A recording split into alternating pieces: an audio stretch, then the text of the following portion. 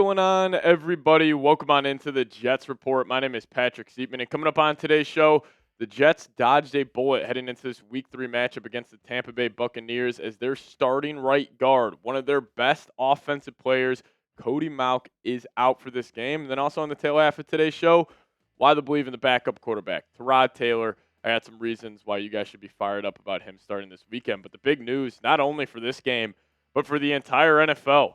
Bucs starting right guard coming in from Adam Schefter. Cody Mauch suffered a season-ending knee injury Monday night per source. Despite the injury, Mauch finished playing the game. The Bucs are also expected to sign guard Dan Feeney off the Bills practice squad. Now, this is a massive injury, and we'll discuss why this has such a big impact for this game coming up here in just a second. But everybody, we're closing in on 10,000 subscribers. We just need 486 more of you guys to hit that subscribe button today.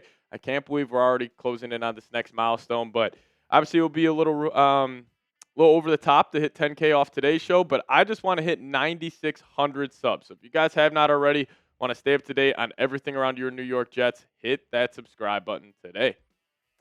All right, so let's talk about why this is such a big loss for the Tampa Bay Buccaneers. So if you guys were watching the Monday Night Football game where the Tampa Buccaneers traveled to Houston to take on the Texans, right guard Cody Mauch, he was the one setting the protections on the offensive line, and he was the one that was actually initiating the hard count for the Buccaneers offense. So you have a guy, very intelligent football player. He's the one getting everybody set up. Like, his impact on this offense is extremely, extremely valuable. And now with him not there, that leaves a massive hole at that right guard spot, also considering both their tackles are banged up as well. But even though with Mauch, like, the PFF grades aren't going to blow you away, still very solid. Like 63.4 overall, 29th in the National Football League, solid in the pass block, solid in the run block, and, he stayed healthy this entire year up until this big-time injury. But this is a massive loss for the Buccaneers, and, the Bucs are extremely banged up top to bottom. Like, a couple of their key players popped up on their injury report over the last couple of days. Emeka Egbuka, still fully expect him to go, but he's dealing with that hip groin injury.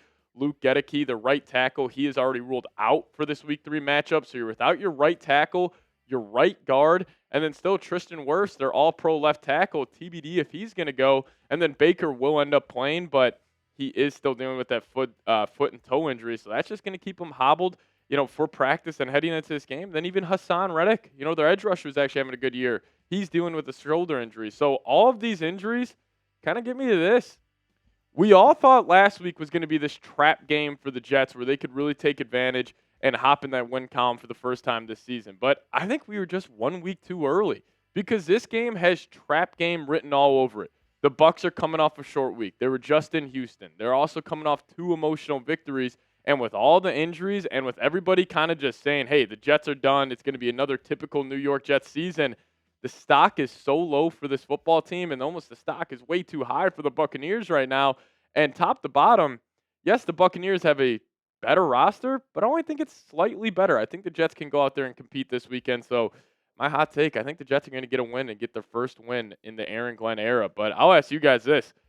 6.5-point underdogs, heading on the road to take on the Buccaneers. What say you? Do you believe the Jets can win this week? Give me a Y for yes. Give me an N for no. You guys let me know your thoughts down below in the comment section. I think they can, and I think they will. But, hey, you guys let me know your thoughts down below.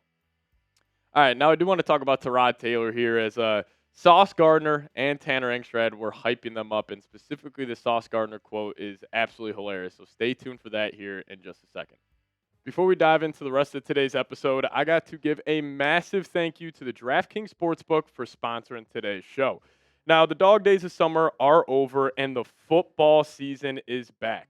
What better time to get in on the action at the DraftKings Sportsbook than right now? All new customers can sign up and use promo code JETSCHAT. Bet just $5 of your own money and get $200 in bonus bets instantly. You heard that right. Football season is the best time of the year. Get back into the action with the DraftKings Sportsbook today. Whether you are into live in-game betting, same-game parlays, you have all the options. New customers sign up and use promo code JETSCHAT and bet just $5, and we will hook you guys up with $200 in bonus bets instantly at the DraftKings Sportsbook. Once again, thank you to the DraftKings Sportsbook for sponsoring today's show. Now let's dive into the rest of today's episode. All right, let's talk about what Sauce Gardner had to say about Tyrod Taylor getting the start this upcoming week.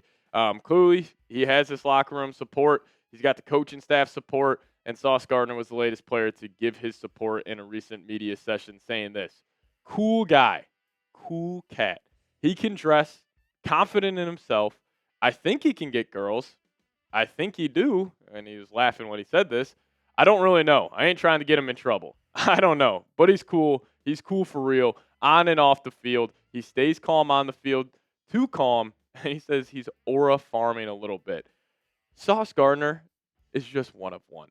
This guy's personality is absolutely fantastic. And, slowly moving up my ranks as some of my favorite players in the National Football League is Sauce Gardner, because you got the combination of obviously him being an all-pro talent, one of the best corners in the National Football League, and then he's just got this lively personality, and just him delivering that quote, like him adding in that last part, maybe Tyrod is aura farming a little bit.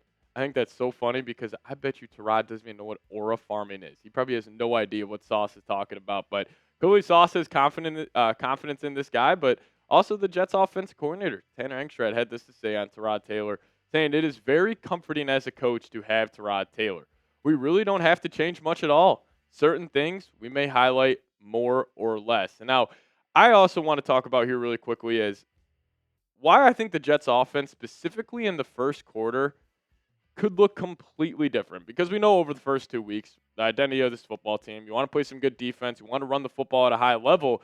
But I think this first quarter, I think the Jets could possibly just lean more into the pass game, because Tyrod Taylor, a better natural thrower of the football than Justin Fields is at this point in his career. And I also think Tyrod, raises the floor of this offense, where they should just be a little more on script, on time, and just in more of a rhythm. So I could see them really getting aggressive early on in this game, mainly using the pass to set up the run. But also in the end, this is a must-win game for the Jets. And that's also why I believe that they're going to go get a victory this upcoming weekend, because I think Aaron Glenn, and, some people think, some of his quotes are a little cheesy, him just saying, hey, we're addicted to the process. We're trying to build this day by day, brick by brick. But when you have that type of mindset, you're just kind of waiting to break through. You're kind of waiting to have that massive, massive win that can really spark this locker room and have them believing not only in themselves, but in the head coach. And this is a win that can turn their season around. And that's also why I think it's a must win, because there is such a difference in the NFL between 0-3 and 1-2. There has only been one team since 2000 that has made the playoffs after starting 0-3. Now, obviously, it's a little skewed for the last couple of years, adding that extra playoff team. But if you don't win this game, you can pretty much rule out the playoffs. And if you do win this game, we could be looking up at the Jets going on a potential winning streak here, because their next game, Monday Night Football against the Miami Dolphins, who knows if they're going to have a new head coach as they're taking on the Bills on Thursday night. But then you're at home against the Dallas Cowboys. You go across the pond, take on the Broncos in London. Then you're back at home versus the Carolina Panthers. You win this game, I can make an argument the Jets go 5-0. Now, probably won't end up happening, but what if they go 4-1? And then after the first 7, we're like, all right, the Jets are 4-3. You should have beat the Pittsburgh Steelers. Have a chance to be 5-2. I just think this stock right now for this Jets team as a whole is way too low. They got a great spot this weekend to go get a massive victory on the road, because also everybody's saying, all right, the Tampa Bay Buccaneers, they're true Super Bowl contenders. They're a team that could be a dark horse in the NFC. Well, what if the Jets go out there and beat them on the road with the backup quarterback? That could really spark this locker room and having them believing, they could go potentially snag that 7th seed in the AFC playoffs this upcoming season. But I do want to show Tyrod some love here. I'm excited to watch him go out there and ball out. A class act, classy guy. He's got this locker room support and the coaching staff support. So if you guys want to show him some love, type those twos down below. And we'll see you guys next time. As always, go Jets.